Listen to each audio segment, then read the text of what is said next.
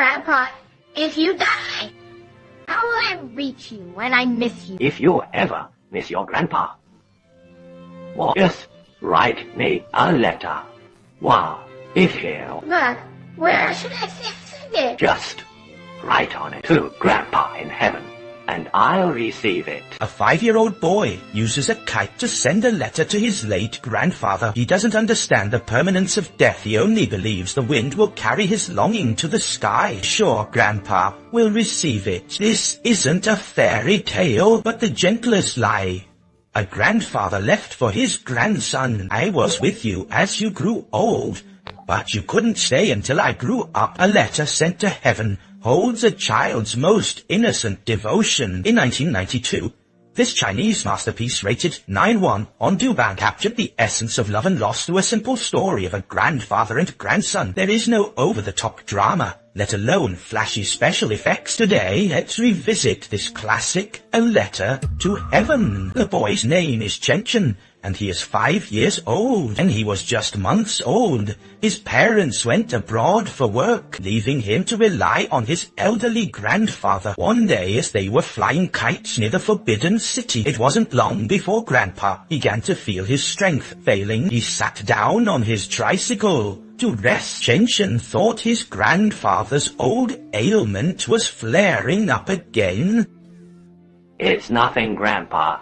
It's just a bit tired. Grandpa suffers from a heart condition, and whenever he feels unwell, Chen is there to remind him to take his medicine. Or when it was time to go home, Chen asked his grandfather to sit in the back. Today he wanted to pedal the tricycle and take Grandpa home himself. Grandpa wouldn't hear of it at first, but Chen insisted. The two eventually decided to settle it with a game of rock, paper, scissors. In the end, Grandpa lost, being a man of his word. He had to let Chen pedal. Being so small, he had to stand up to pedal. And though it was a struggle, he was beaming with joy. Passers-by who saw this couldn't help but cheer Chen on. Back at home, Chen would take the initiative to help Grandpa with the chores. Since he couldn't reach the sink, he'd stand on a stool to wash the dishes. After the chores were done, the two would snuggle up together to watch TV. Chen also kept 2 guinea pigs, his most beloved pets. He even insisted on having them on the table while eating. That evening,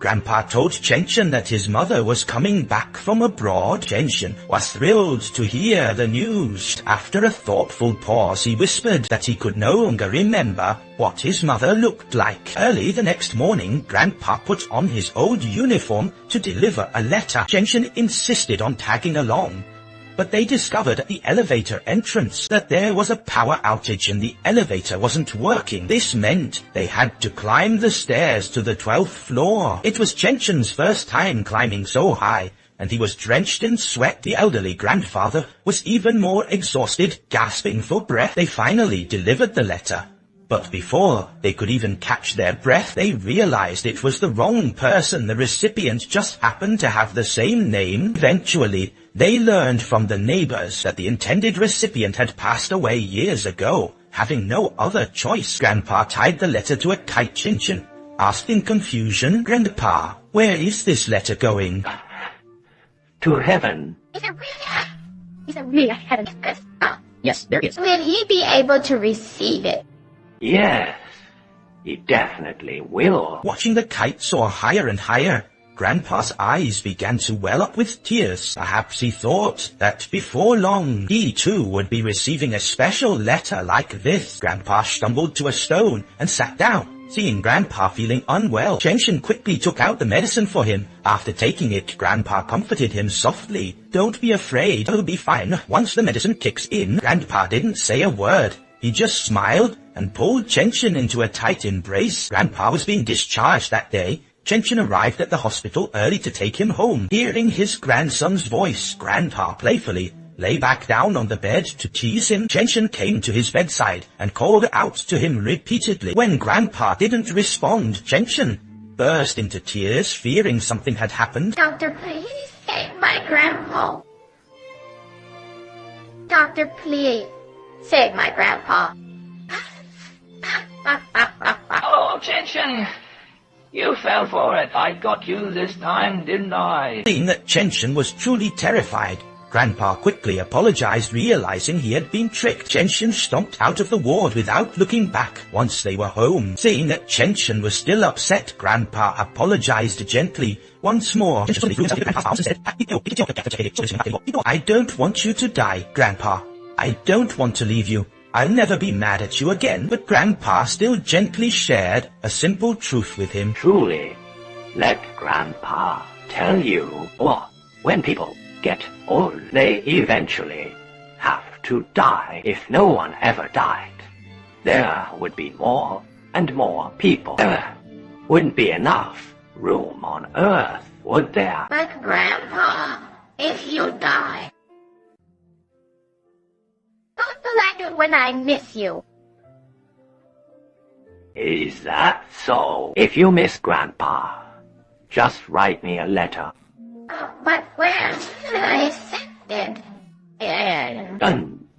Just address it to Grandpa in heaven. Not long after, Chenshin's mother returned to China Grandpa, and Chenshin went to the airport to meet her. Chenshin dressed up for the occasion, but meeting his mother felt both familiar and strange. He hid behind his grandfather. During dinner, Chenshin placed his guinea pig by the table as usual, but this heartwarming scene repulsed his mother, and she told him to take it away immediately. This is my old friend, Chenshin explained. Seeing this, Grandpa quickly took the guinea pig off the table. Chenshin finished his meal quickly and even licked the bowl clean with his tongue. You're not a puppy. Why are you licking the bowl like that? Grandpa isn't a puppy either, so why does he do it?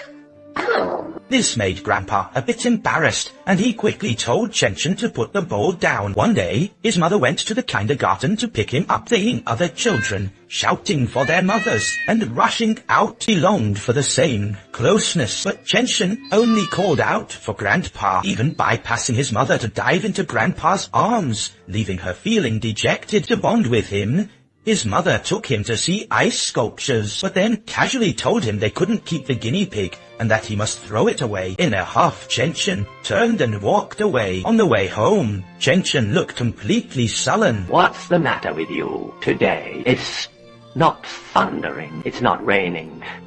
So why so gloomy? Chenshin simply couldn't understand his mother, why she disliked the guinea pig so much that she'd make him throw it away. And Pa didn't know how to answer that question either. Just as they reached the building, Chenshin discovered all his toys had been tossed out as trash. The moment they pushed open the door, they were both shell-shocked. The familiar home had been completely transformed with brand new furniture and appliances. Chenshin thought he had come to the wrong door.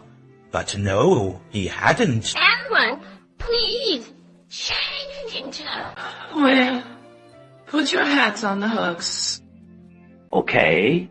Can you call someone in the rack as well? 你哋好，便宜，啱你。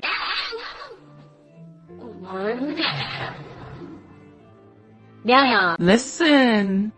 He searched everywhere for his guinea pig, but it was nowhere to be found. He sat right down on the floor and began to wail. It turned out that his mother had put the guinea pig on the balcony. Seeing Chenshin crying so hard, his mother panicked. In the confusion, she accidentally dropped the guinea pig off the balcony. Chenshin went frantic. By the time he rushed downstairs, the guinea pig was already dead. Watching his old friend die, Chenshin was utterly heartbroken. He wept and threw a tantrum, demanding his mother make it right. You're the bad mommy. Grandpa's mother was better than you. She liked small animals.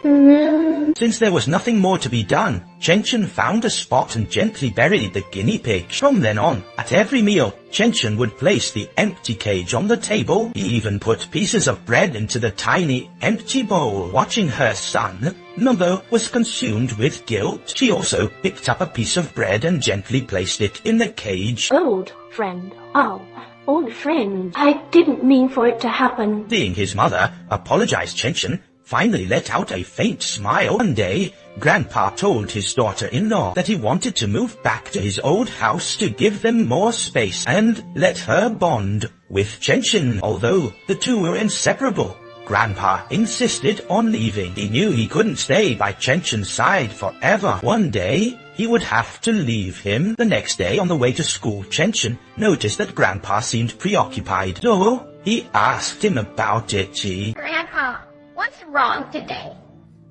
There's no thunder and no rain.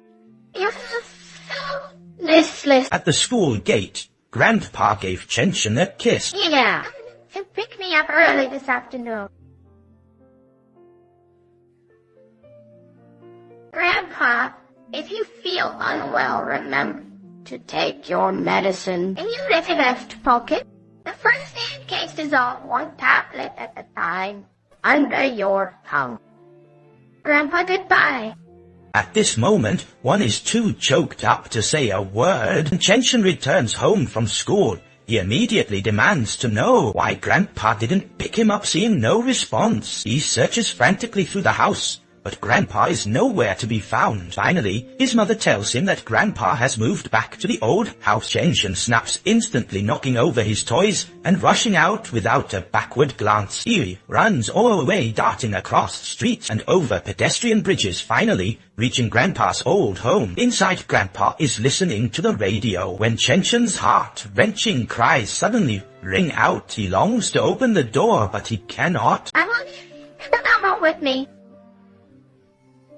There, Chenchen is a good boy. Grandpa knows Chenchen is very sensible, isn't he? Ha ha, you said so yourself. Chenchen is a little man.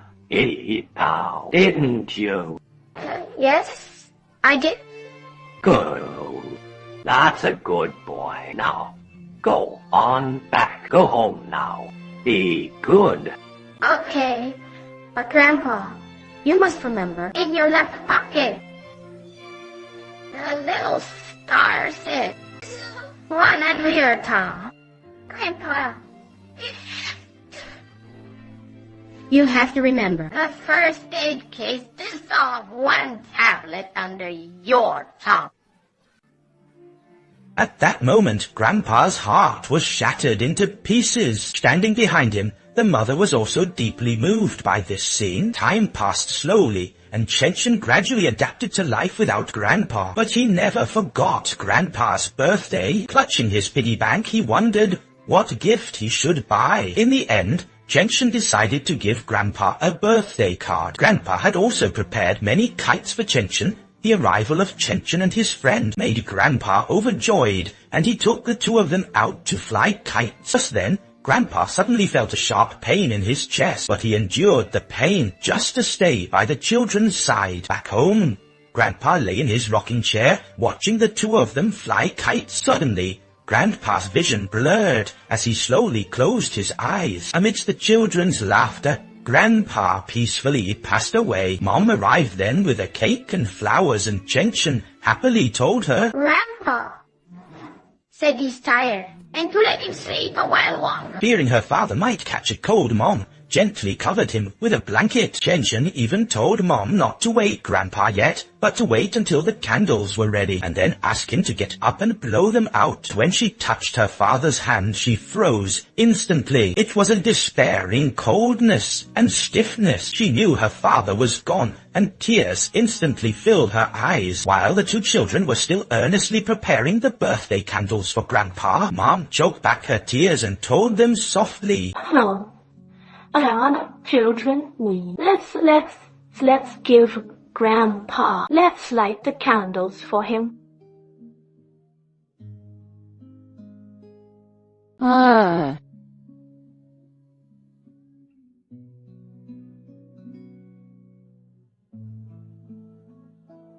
Young Chenchen couldn't grasp the concept of death. He only remembered Grandpa saying that heaven could receive letters, so he wrote his longing for Grandpa on a note, tied it to a kite, and flew it high into the sky. It was a letter sent to heaven. Grandma, will you go to heaven now that you're gone? What should I do when I miss you? Will you be able to receive my letter? You must write back to me. I'll be waiting for you.